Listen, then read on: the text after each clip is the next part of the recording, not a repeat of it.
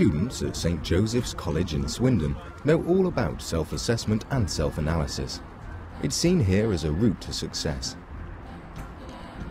We have a very strong strategy, and we've had it for some years, of assessment for learning being at the forefront of most of our lessons. I actually see it as a way of empowering students.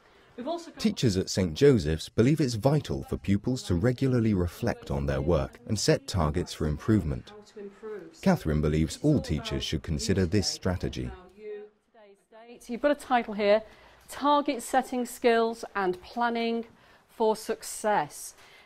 I'd be asking them to do an exercise with students, or suggesting that they do an exercise where they get a student to think about what kinds of things anywhere they are good at. What kinds of things do they think they would need help with? Here, Catherine's working with a group of Year 9 students in an English lesson and is asking them to think about how to assess their performance. Because most of my strengths are outside the classroom, I find it hard making links from them to English. Your strengths outside the classroom, there must be some links to English. How can I bring those in? So we perhaps need to discuss that later. I've seen Daniela dance. She's very good. She knows what she's doing, and she can take those very same skills into her English, and it's making them realise that everything they learn can be applied almost anywhere. In this lesson, students have been learning how to write in a Gothic style, but it's now time to reflect on what they've achieved so far. And I want you to see if people's vocabulary levels have improved as well. A key element to this self-assessment is allowing students to constructively criticise each other's work. In other words, peer-to-peer marking. It's always better than always having one teacher marking all your work. Just gives it, like, I wouldn't say entertaining, like, more sociable kind of way of marking work, really. These pupils have looked at each other's writing and are now giving feedback. We've tried to attempt with subordinate clauses, but if tried to read more and write, try to attempt it a bit more, and then you probably crack it on. But peer-to-peer marking is not just about helping classmates progress, as assistant head teacher Ben Slater explains.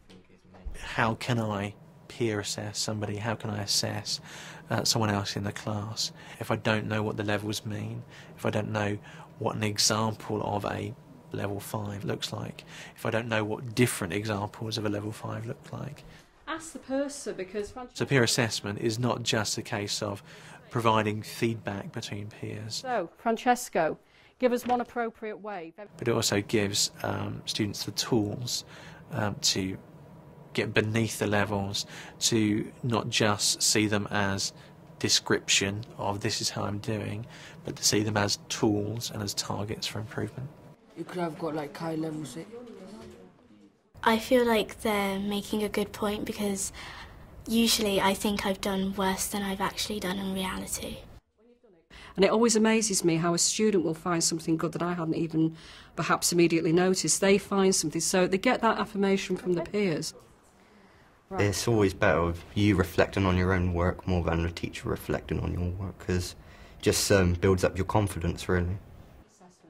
I would expect, and my colleagues would expect, that by the time students get to Key Stage 4, they have the ability to reflect on their performance.